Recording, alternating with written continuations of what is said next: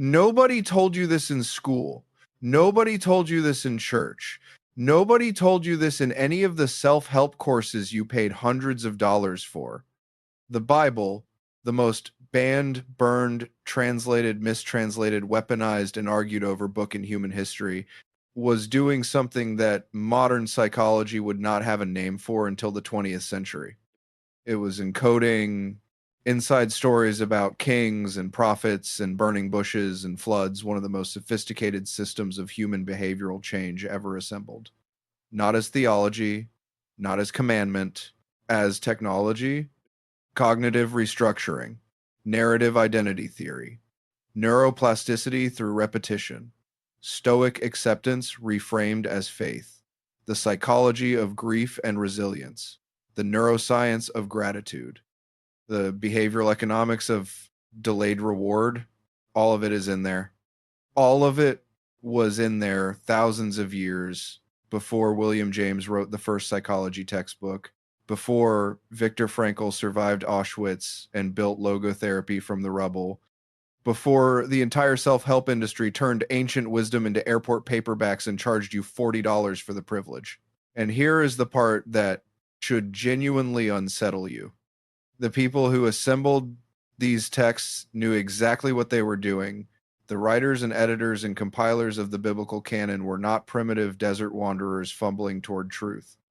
They were sophisticated observers of human behavior who had watched generations of people succeed and fail and collapse and rebuild, and they encoded what they learned into stories, because stories are how the human brain actually changes.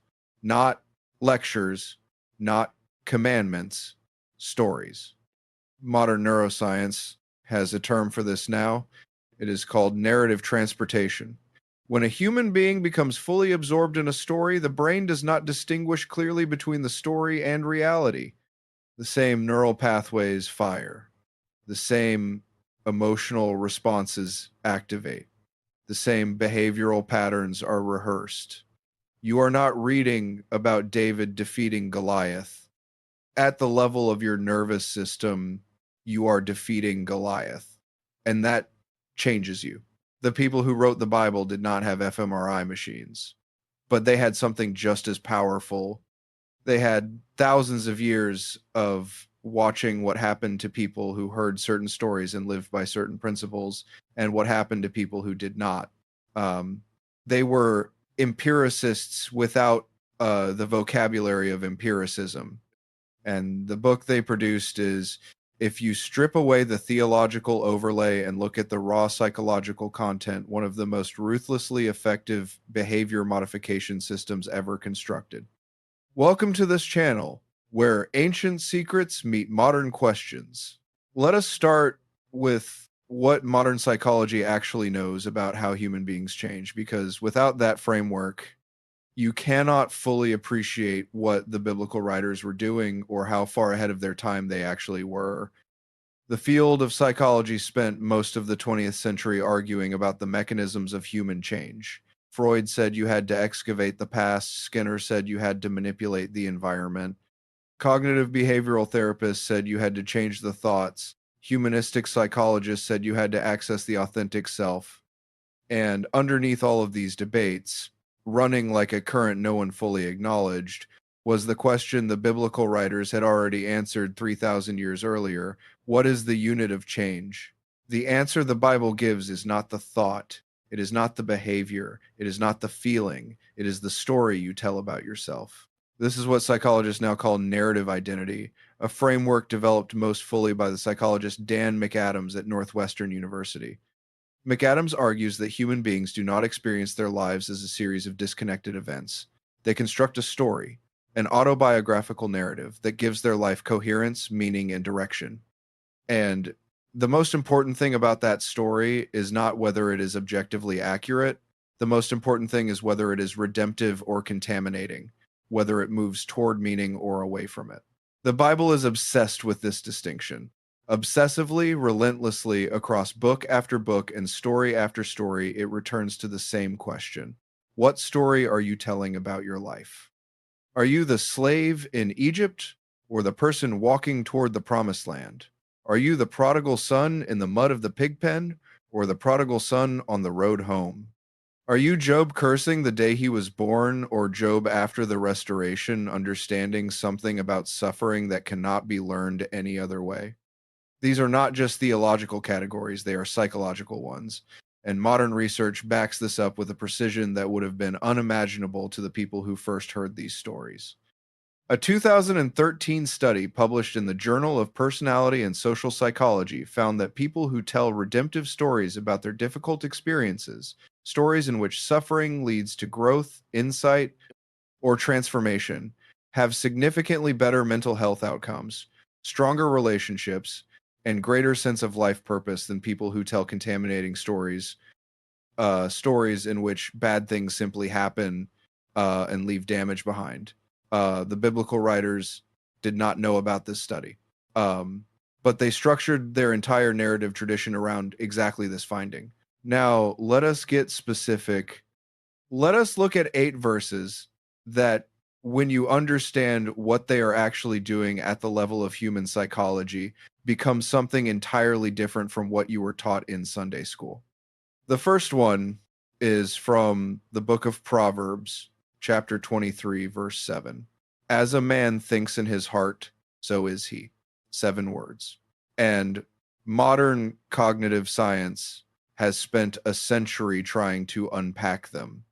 The concept here is what psychologists now call the self-fulfilling prophecy, documented exhaustively in research, going back to Robert Rosenthal's landmark studies in the 1960s on how teacher expectations change student performance. But the biblical formulation goes deeper than the social psychology version. It is not talking about what others think of you, it is talking about what you think of yourself. And it is locating that thinking not in the mind, not in the brain, but in the heart, which in ancient Hebrew psychology was not the seat of emotion, but the seat of the integrated self, the place where thought and feeling and will converged into identity. What the writer of Proverbs is saying in terms that modern psychology would recognize is that your identity beliefs, the deep stories you carry about who you are, not the surface thoughts, but the ones embedded in your body and your gut and your automatic reactions, determine your behavior more reliably than any conscious decision you will ever make. This is the finding of decades of research on implicit cognition, stereotype threat, and identity-based motivation.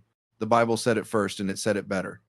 The second verse is from the Gospel of Mark, chapter 11, verse 24. Whatever you ask for in prayer, believe that you have received it, and it will be yours. This verse has been used to sell a staggering amount of prosperity gospel nonsense, and that is unfortunate because underneath the theological packaging is one of the most psychologically sophisticated observations about human motivation ever recorded. What this verse is describing in modern terms is the psychology of prospective hindsight, a concept developed by the organizational psychologist Gary Klein and later popularized in various forms in the success literature. The idea is simple and powerful. When you imagine a desired outcome as already achieved rather than as a future goal, your brain processes it differently. It begins to work backward from the assumed reality, identifying what must be true, what steps must have been taken, what obstacles must have been overcome. This activates different neural networks than forward-looking goal setting. It generates different emotions. It produces different behaviors. The research on this is surprisingly robust. A 2011 study in the Journal of Experimental Social Psychology found that people who wrote about a positive future event as if it had already happened showed significantly more positive affect and more concrete behavioral planning than those who wrote about it as a hope for future event. The biblical verse is not a magic spell. It is an instruction for a specific cognitive technique that changes how your brain processes possibility. The third verse is from the letter to the Philippians, chapter 4, verses 8 through 9. Finally, brothers and sisters, whatever is true, whatever is noble, whatever is right, whatever is pure, whatever is lovely, whatever is admirable, if anything is excellent or praiseworthy, think about such things. Whatever you have learned or received or heard from me or seen in me, put it into practice, and the God of peace will be with you. This is an ancient attention training protocol. That is what it is. Strip away the theological language, and what you have is a precise instruction for directed attention and behavioral modeling, two of the most powerful tools in modern clinical psychology. The attention direction component maps almost exactly onto what the positive psychology movement, following Martin Seligman at the University of Pennsylvania, calls attentional deployment, the practice of deliberately directing conscious attention towards specific categories of experience to reshape habitual cognitive patterns. The human brain has a negativity bias, documented extensively in evolutionary psychology, that causes it to weight negative information more heavily than positive information. This was adaptive in an environment where missing a predator was fatal. It is maladaptive in the modern world, where it produces chronic anxiety, rumination, and depression. The Philippians verse is an explicit instruction to override that bias through deliberate attentional practice. The behavioral modeling component is equally sophisticated. Put into practice what you have seen in me. This is the principle of observational learning that Albert Bandura identified in the 1960s as one of the primary mechanisms of human behavioral change. We learn by watching others. We internalize behavioral patterns through observation before we can execute them ourselves. The biblical instruction to find a model and imitate them is not just ethical guidance.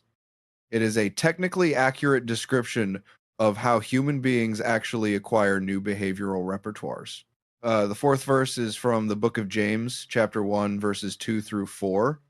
Consider it pure joy, my brothers and sisters, whenever you face trials of many kinds, because you know that the testing of your faith produces perseverance. Let perseverance finish its work so that you may be mature and complete, not lacking anything. This is the psychology of post-traumatic growth articulated with extraordinary precision 2,000 years before the psychologists Richard Tedeschi and Lawrence Calhoun gave it that name in 1996. Their research and the substantial body of work that has followed it documents a counterintuitive but robust finding. A significant proportion of people who experience severe trauma, loss, illness, or crisis report not just recovery, but genuine positive psychological transformation as a result. They describe increased personal strength, deeper relationships, new possibilities, greater appreciation for life, and enhanced spiritual depth. The biblical verse is not telling people that suffering is good. It is making a more sophisticated claim, suffering that is processed through a specific cognitive and relational framework, one that interprets the difficulty as purposeful and the perseverance as generative, produces a specific developmental outcome: maturity, completeness, the absence of lack. This is post-traumatic growth described in first century Greek, and it is, clinically speaking, accurate. The fifth verse is from the book of Proverbs again, chapter 18, verse 21. The tongue has the power of life and death, and those who love it will eat its fruit. This sounds like a metaphor. It is not, or rather, it is a metaphor that turns out to be literal in ways the ancient writers could not have anticipated. The research on the relationship between language and psychological reality is some of the most surprising in modern science. James Pennebaker at the University of Texas has spent decades studying how the words people use, not just what they say, but the specific linguistic patterns they employ, predict their psychological and physical health outcomes with remarkable accuracy. People who use more cognitive processing words like understand, realize, think, because while narrating difficult experiences show better immune function and better long-term psychological outcomes than those who do not. The language is not describing the psychological state. The language is, in a measurable physiological sense, producing it. Taken further, the research on self-talk The internal monologue that runs constantly in the human mind shows that the quality and framing of that internal language has direct effects on performance, emotional regulation, and decision making. Uh, Ethan Cross at the University of Michigan has shown that even the grammatical person of your self talk matters. Referring to yourself in the third person during stressful situations produces significantly better emotional regulation than first person self talk. The tongue, in the sense the Proverbs writer meant, which included the internal voice as much as the spoken word, genuinely has power over life and death. The research confirms it. The sixth verse is from the Gospel of Matthew, chapter 6, verse 34. Therefore, do not worry about tomorrow, for tomorrow will worry about itself. Each day has enough trouble of its own. This verse has been read as comfort, as theological reassurance, as an instruction to trust God's provision. All of those readings are valid, but there is a psychological reading that most people never hear. What Jesus is describing here is the cognitive distortion that therapists now call catastrophizing and future projecting, the tendency to take present difficulties and extend them forward into imagined futures that do not yet exist and may never exist, generating anxiety about scenarios that are by definition not real. This is one of the central targets of cognitive behavioral therapy. Aaron Beck at the University of Pennsylvania, who developed CBT in the 1960s, identified future-oriented negative thinking as one of the primary drivers of anxiety disorders. The therapeutic intervention is almost identical to what the Matthew verse prescribes. Return attention to the present. Deal with what is actual, not what is imagined. Each day has enough trouble of its own. That is not a spiritual platitude. It is a clinically validated instruction for anxiety management. The seventh verse is from the book of Romans, chapter 12, verse 2. Do not conform to the pattern of this world, but be transformed by the renewing of your mind. Then you will be able to test and approve what God's will is, his good, pleasing, and perfect will. The phrase renewing of your mind, in Greek anakainosis to nous, describes a process of cognitive transformation that maps with startling precision onto what neuroscientists now call neuroplasticity.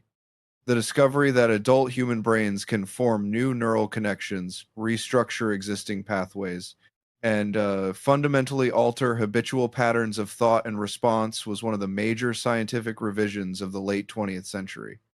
For most of the history of neuroscience, the brain was thought to be essentially fixed in adulthood. Now we know it is not.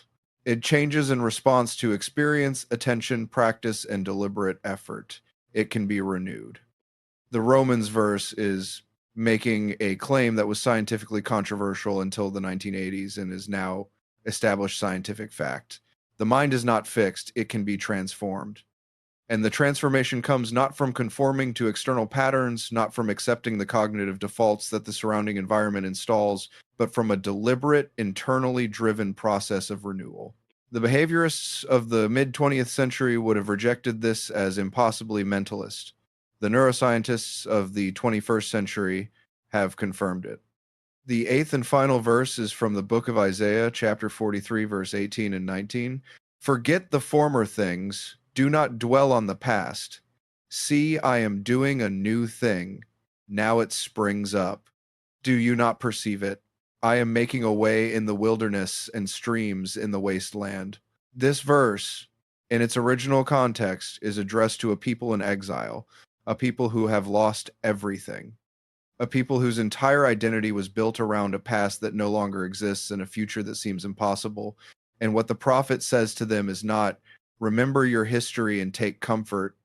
What the prophet says is, stop looking backward. There is something new happening that you cannot see because you are looking in the wrong direction. The psychological concept this maps onto is one of the most important and least discussed in the field of human change, the sunk cost fallacy and its relationship to identity. Human beings are extraordinarily resistant to abandoning past identities, past narratives, past investments, even when those things are actively harming them. The psychologist Carol Dweck at Stanford in her work on fixed versus growth mindsets, has documented extensively how attachment to a fixed story about who you are functions as the primary obstacle to genuine change. The Isaiah verse is an instruction to release that attachment. The new thing cannot be perceived as long as you are oriented toward the former things. The streams in the wilderness cannot be found by someone who refuses to leave the known desert.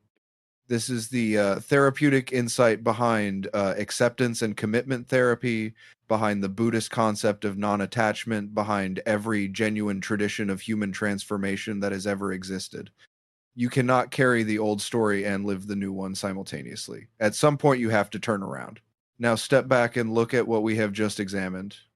8 verses, 8 psychologically precise interventions, identity beliefs and their role in determining behavior, prospective hindsight and the brain science of achieved outcome visualization, attentional deployment and behavioral modeling, post-traumatic growth and the developmental potential of suffering, the physiological effects of language on health and performance, present moment focus as an anxiety management technique, neuroplasticity and the transformability of the adult mind, the psychology of identity release as the prerequisite for genuine change.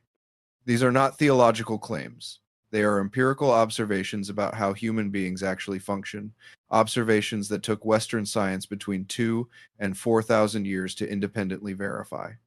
And they are all in a book that most people in the modern world have either dismissed as mythology or reduced to devotional reading that asks nothing of the intellect. Here is the question that the scholars of antiquity could not answer, and that we are only beginning to formulate properly. Where did this knowledge come from? Not in the supernatural sense, in the historical sense. Who were the people who assembled these texts, and what did they know about the human mind that their contemporaries did not? The Hebrew Bible was not written by one person in one time. It was assembled over approximately 1,000 years, edited and re-edited, shaped by multiple scribal traditions, by priestly schools, by prophetic movements, by wisdom literature traditions that had deep roots in Egyptian and Mesopotamian thought. The New Testament was written over a period of roughly 60 years by writers who were themselves steeped in Greek philosophical traditions, particularly Stoic philosophy, which had its own sophisticated understanding of human psychology. The Stoics, particularly Epictetus, Marcus Aurelius, and Seneca, were doing something remarkably similar to what the biblical writers were doing. They were developing systematic practices for reshaping the mind's relationship to experience, the dichotomy of control, the practice of negative visualization, the discipline of desire. These are not far from the biblical instructions we have examined, and the overlap is not accidental. The world in which the New Testament was written was a world where Stoic philosophy was the dominant intellectual tradition of the educated class. The writers of Paul's letters and the gospel writers were not working in isolation from that tradition. They were in dialogue with it. But what is remarkable is that the Hebrew tradition, which is older, which predates Greek philosophy by centuries, was already doing this work. The Proverbs tradition, the Psalms tradition, the wisdom literature that runs through the Hebrew Bible was engaged in something that modern scholars call practical wisdom, not abstract philosophical speculation, but the systematic observation of what actually works in human life and the encoding of those observations into memorable, transmissible form. The Bible survived because it worked, not in the sense that believing it guaranteed good outcomes. In the sense that the practices it encoded, the narrative frameworks it provided, the psychological technologies it transmitted inside stories and poetry and law produced people who were more resilient, more cohesive, more capable of enduring catastrophe and rebuilding afterward than the cultures around them who did not have those technologies. This is a controversial claim. It will make some people uncomfortable for theological reasons because it seems to reduce the Bible to a productivity manual. And it will make others uncomfortable for secular reasons because it seems to rehabilitate a text they have dismissed. But the evidence is there, not as proof of God, as proof of something almost as remarkable, that human beings, thousands of years ago, in the absence of neuroscience and psychology and behavioral economics, figured out how the human mind works and encoded that knowledge in the most durable medium available to them. And then somewhere along the way, we forgot that was what it was. We turned the psychological technology into dogma. We turned the behavioral instructions into commandments. We turned the narrative frameworks into creeds. And in doing so, we cut ourselves off from the most practical, the most human, the most psychologically sophisticated content in those texts. We kept the theology and discarded the science. And modern secular culture, in rejecting the theology, discarded the science along with it. The result is a world where people spend billions of dollars on self-help books and therapy apps and mindfulness courses and executive coaching programs to learn techniques that are, in many cases, restatements of what the book of Proverbs already knew. Where is the irony in that? Everywhere. Here is what I want to leave you with. Not a conclusion, a question. Because this channel does not give you conclusions. It gives you questions that are worth your time. If the Bible was always, at least in part, a manual for human psychological transformation, and if that content is still in there, buried under centuries of theological interpretation and institutional overlay, what would it mean to read it that way? Not as a devotional exercise, not as an academic one, but as someone who wants to understand what the smartest observers of human behavior in the ancient world actually figured out, and what we have lost by failing to take it seriously. What is in those pages that we still need? What did they know that we forgot? And who decided somewhere along the way that the psychological content was less important than the theological one? Because that decision, more than any translation error or council decree, may be the thing that cost us the most.